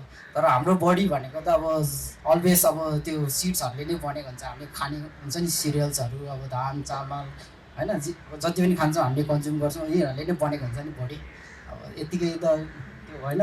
त्यही भएर चाहिँ यो सानो बाबुहरूले चाहिँ अब चाहिँ के कस्तो खालको इन्भाइरोमेन्ट आउला यिनीहरूको लागि होइन किनकि हाम्रो काठमाडौँको अलमोस्ट घरहरू त धेरै जस्तो त सलाइको बट्टा जस्तो छ होइन नो गार्डन होइन अनि नो पार्किङ होइन। अनि इन्सेक्टहरूको लागि हेबिटेट भनेको त अब गार्डनहरू भयो होइन फार्मल्यान्डहरू भयो सबै अब बिस्तारै अब विकासले तीव्र गति लियो भन्छ तर इको फ्रेन्डली विकास भयो भने चाहिँ राम्रो हुन्थ्यो भन्ने चाहिँ लाग्छ मलाई।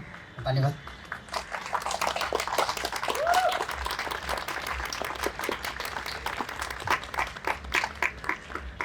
थ्याङ्क यू विद्यमान एकदमै रमाइलो प्रेजेन्टेसन दिनुभएकोमा। अनि विद्यमानजीको काम चाहिँ यो काठमाडौँ ट्रेनलेको चाहिँ सिधा यो कोठामा डिस्प्ले भइरहेछ। सो तपाईँहरूले हाम्रो सेयरिङ सेसन सकेपछि त्यहाँ भिजिट गर्न सक्नुहुन्छ। अनि उहाँको प्रेजेन्टेसनमा मलाई अलिकति लागेको कुरा चाहिँ जस्तै हाम्रो उहाँले कुरा गर्नुभयो जस्तो मेमोरिजको कुरा, सोइलको कुरा गर्नुभयो। अनि जस्तै उहाँको मेमोरिजहरू कसरी उहाँको एन्सेस्ट्रल ल्यान्डमा पनि छ मेमोरिज, प्लस त्यहाँबाट माइग्रेट भएर काठमाडौँ आएर काठमाडौँको स्पेस पनि मेमोरिजको कुराहरू उठाउनु भएको छ। अनि त्यो चाहिँ हाम्रो यो सेकेन्ड जेनेरेसन र थर्ड जेनेरेसन अफ माइग्रेन्ट हुन्छ नि, जस्तै बुवा बाजेहरू आउनुभयो होला, त्यसपछि हामी आयौँ हुन्छ नि। हाम्रो जेनेरेसनले फेस गर्ने चाहिँ त्यो कुरा चाहिँ हाम्रो मेमोरिज पनि त्यो कम्प्लिटली त एउटा मुभ अन भएको छैन। हाम्रो मेमोरिज पनि स्प्लिट हुन्छ, बिलोङ्गिङ पनि स्प्लिट हुन्छ, म कहाँको हो भन्ने क्वेसन पनि आउँछ होला। अनि उताको इस्युज पनि मेरो इस्युज जस्तो लाग्छ होला, यहाँको इस्युज पनि मेरो इस्युज जस्तो लाग्छ होला। त्यो एउटा लिमिनालिटी चाहिँ सधैँ त्यो हुन्छ होला क्या हाम्रो जेनेरेसनमा चाहिँ, जो त्यो कुरा सकेन। सो यसैसँगै हाम्रो आजको फर्स्ट सेसनको प्रेजेन्टेसन सकियो। अनि अब चाहिँ अघि हाम्रो सेकेन्ड स्पिकर उहाँलाई यहाँ स्टेजमा बोलाउँछु। अनि हाम्रो अडियन्सबाट कसैको क्वेसन्स, थट्स, ओपिनियन्स छ भने प्लिज राखिदिनु होला।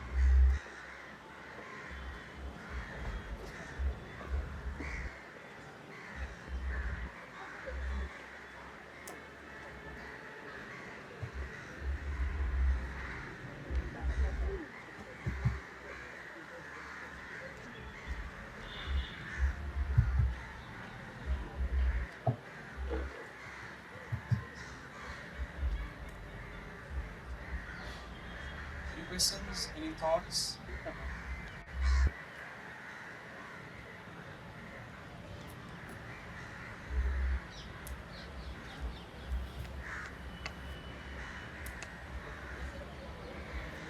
हेलो नमस्ते, मेरो नाम चाहिँ सुम्निमा भण्डारी, म चाहिँ आर्किटेक्चरको स्टुडेन्ट हो।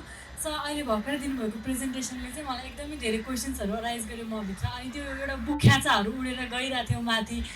मेरो सहर त यसो बिग्रिसक्यो, आरक्षित छ, यसलाई रक्षा गर्नुपर्ने जरुरत छ। अनि रक्षा गर्नुपर्ने जो हो त्यो भागेर माथिबाट हेरेर बसिरहेको छ, उसको हातमा पनि केही छैन। अनि म पनि एउटा आर्किटेक्ट हुनु, टु बी आर्किटेक्ट भएको नाताले भविष्यमा मैले गर्ने काम भनेको यस्तै हो। त्यो जमिन पनि अब बाँकी छैन, खेती गर्ने जमिन पनि बाँकी छैन। यस्तो हुँदै गर्दाखेरि अब यो सहरलाई रक्षा गर्न हामीले केही गर्न मिल्छ कि, अथवा as a resident, as a people यो यसले चाहिँ तपाईँलाई कसरी मुभ गरायो, अनि तपाईँले के सोच्नु भएको छ यो विषयमा अरू भनेर सोध्नु मन लागिरहेको छ। Thank you. हुन्छ, थ्याङ्क यू। अब हाम्रो जेनेरेसन चाहिँ कस्तो जेनेरेसन भनेपछि चाहिँ दुइटै अब पुरानोदेखि लिएर अहिलेको नयाँसँग नै एडप्ट गर्नुपर्ने होइन, एकदम हाम्रो चाहिँ च्यालेन्जिङ खालको जेनेरेसन छ एक खालको। किनकि पुरानो कुराहरू पनि प्रिजर्भ गर्दै जानु पऱ्यो, अनि नयाँ कुराहरूलाई नि एडप्ट गर्दै जानु पऱ्यो। कसरी एडप्ट गर्ने भन्नेमा चाहिँ त्यो आउँछ होला। अब नयाँ कुराहरूलाई चाहिँ हामीले कसरी लिन्छौँ त होइन, हामी कसरी गर्छौँ, मेन भनेको चाहिँ हामी आफैबाट चाहिँ स्टार्ट गर्नुपर्छ होला होइन। अब जति पनि अब प्रब्लमहरू त्योहरू आउने भनेको हाम्रै बिहेभियर, हाम्रै एक्टिभिटी हो नि। हामी चाहिँ सम्बन्धित निकाय भन्छ, तर आफूलाई राम्रोसँग चिनेर आउँदैन होइन। आफूले नै बढी नेग्लेक्ट गरेर हुन्छ सानो कुरा, तर सानो कुराबाट नै अब ठुलो कुरा बन्ने हो होइन। त्यही भएर आफैबाट सुरुवात हुनुपर्छ होला।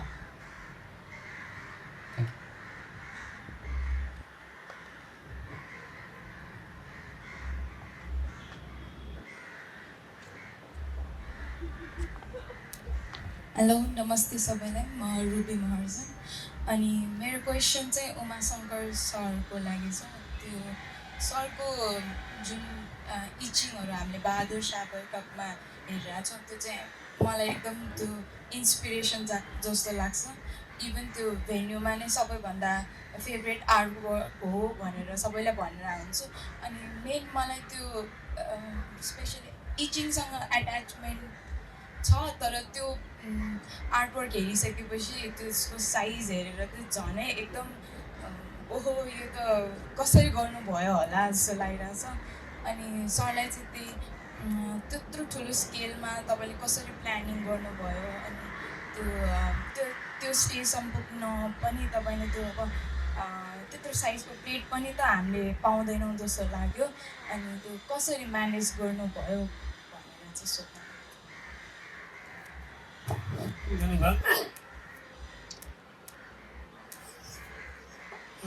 यो अलिकति कठिन कुरा पक्कै हो, तर असम्भव होइन। पहिला मलाई पनि लाग्थ्यो यो कसरी हुन्छ, किनभने सिङ्गल प्लेटमा काम गर्न सजिलो छ। सजिलो भन्नाले के हो कि एसिडको जुन मापदण्ड हुन्छ त्यो एकचोटि बनाएपछि सिङ्गल प्लेटको लागि पुग्छ, तर त्यसमा 4वटा प्लेट जोडिएको छ। अनि 4वटा प्लेट चाहिँ अब एउटा प्लेट अलिक कम्प्लिट गरेर फेरि अर्को बनाउनु पर्ने, अनि दुवैको एसिडको मापदण्ड चाहिँ कहिले पनि मिल्दैन। त्यो टाइमिङले पनि एसिडको क्यापेसिटी तलमाथि भइरहेको हुन्छ र तपाईँको एउटा प्लेटको टोन अर्कै दिशामा जान्छ, अर्को प्लेटको अर्कै दिशामा, अनि मेल खाँदैन। अनि अब त्यसको लागि त मलाई लाग्छ कि अलिकति एक्सपिरियन्सको जरुरी हो। सुरुमा प्रब्लमहरू आउँछ, धेरै प्राविधिक कुराहरू मेन्टेन गर्दै गयो भने त्यो सम्भव हुन्छ र एउटै प्लेटमा पनि गर्न सकिन्छ, तर त्यति ठुलो प्लेट आउँदैन। कम्पनीबाट पनि मैले मगाउने कोसिस गरेको थियो, तर जति ठुलो प्लेट भयो एसिड ट्रे पनि त्यति ठुलो चाहियो, त त्यसलाई ओसार पोसार या अरू प्रोसेस गर्न एकदम कठिन हुन्छ। त्यो कारणले छुट्टै छुट्टै प्लेट बनाएर अनि हामी जोडियौँ। त्यसमा फेरि कुन किसिमले जोडियो, प्लानिङ कसरी गरियो कि दुई जोरको बिचमा यस्तो पार्ट होस् जुन डेप्थ होस्, डार्क पार्ट होइन। जसरी कि दुईवटा घर छ भने बिचमा अलिकति डार्क देखिन्छ भने त्यो पार्ट जोरमा चाहिँ मिलाउने, या घरको ढोका छ, घरको ढोका त डार्क देखिन्छ, त त्यो त्यहाँ मिलाउने, अनि ड्राइङ कम्पोजिसन पनि त्यो किसिमले गर्नु पर्यो। अनि यसरी जाँदा चाहिँ मलाई लाग्छ कि सम्भव छ र गरिरहेछ पनि मान्छे। Thank you.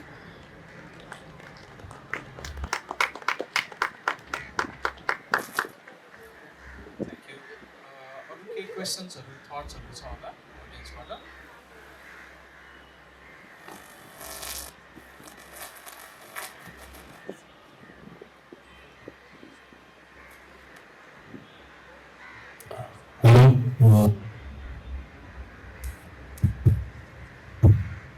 मेरो क्वेसन चाहिँ उमा शङ्कर सरलाई हो।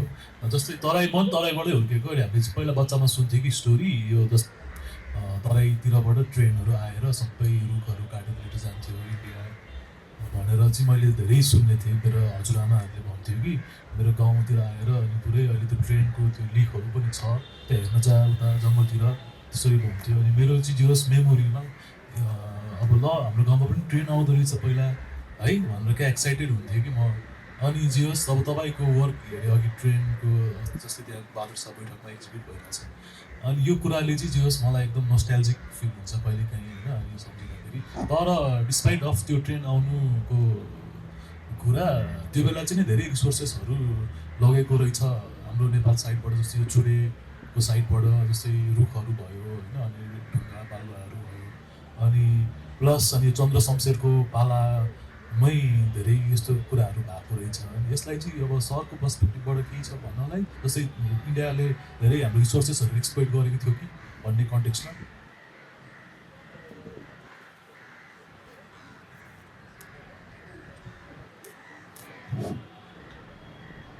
त्यो रिसोर्सेसहरू चाहिँ अहिले हेर्दाखेरि हामीलाई लाग्छ कि धेरै कुरा लगियो, तर त्यो बेलाको त्यो आवश्यकता थियो। त्यो बेला यति वन जङ्गल थियो कि वन जङ्गल सुखेर पनि आफै झरेको स्थिति हुन्थ्यो। अनि हामीहरू हाम्रो गाउँ चाहिँ जङ्गलको अलिकति 4-5 किलोमिटर यता थियो। अनि देखेको कुरो हो, त्यो जङ्गलबाट लकडी ल्याउन चाहिँ कुनै रोकटोक थिएन। बैलगाडा हामी 4-5वटा पठाइदिन्थ्यो, अनि बिहान गयो, अनि रातिसम्म या भोलि बिहानसम्म सबै बैलगाडामा अगराठ लोड गरेर हामी खसान्थ्यौँ। अनि मेरो बच्चाको बेलाको घर पनि काठकै थियो, त्यसमा कुनै किसिमको ट्याक्स थिएन, केही पनि थिएन। अनि हामीसित यति अपराध थियो काठहरू, अनि त्यसले चाहिँ एउटा मतलब कि हामी निर्यातको रूपमा अन्य कन्ट्रीलाई गर्थ्यो र हाम्रो आफ्नो आवश्यकता पुरा गर्थ्यो। तर अहिले अहिले त अब त वन जङ्गलहरू छैन, बसोबास एरियाहरू धेरै भयो, राजमार्ग बनियो। त्यो बेलामा राजमार्ग पनि बनेको थिएन, अनि मान्छेको बसोबास भयो, हरेक व्यक्तिलाई त्यो काठको आवश्यकता परियो। अनि यसरी मास्दा अहिलेको समयमा त्यो स्थिति छैन। अहिले त अब त्यो कानुन पनि भइसक्यो, तपाईँको राष्ट्रिय निकुञ्जको दाउरा काट्नु नपर्ने या विभिन्न त्यसको कानुनहरू हो। तर त्यो बेलाको आवश्यकता थियो। हाम्रो निर्यात गर्ने चिजहरूमा त्यही काठ थियो, धान थियो, जुट थियो, यही 4-5वटा कुरा हामी चाहिँ निर्यात गर्थ्यौँ।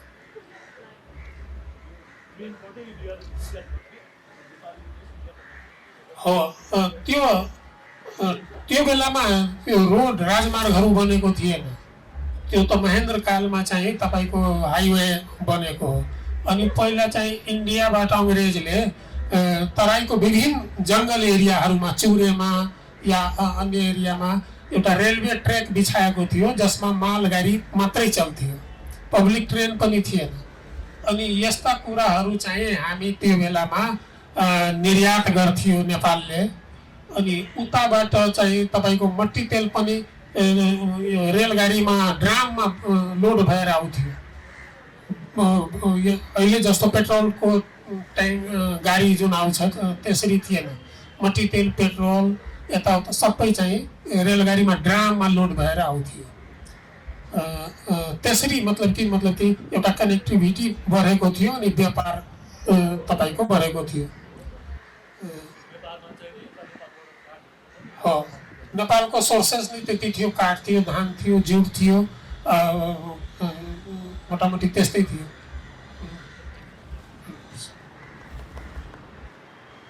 Thank you. हाम्रो यो पहिलो सेसन चाहिँ यतिमै समाप्त हुन्छ, तर हाम्रो सेकेन्ड सेयरिङ सेसन चाहिँ अब केही बेरमै हुन्छ। सो त्यतिखेरलाई एकछिन टी ब्रेक, अनि त्यसपछि चाहिँ हाम्रो काठमाडौँ ट्रिएनालेको प्रोडक्सन टिमहरू चाहिँ प्रोडक्सन च्यालेन्जेस र कसरी काठमाडौँ ट्रिएनाले उहाँहरूले प्रोडक्सन रिलेटेड काम कसरी सम्भव भयो बारे सेयरिङ गर्नुहुन्छ। So please enjoy the team. Thank you.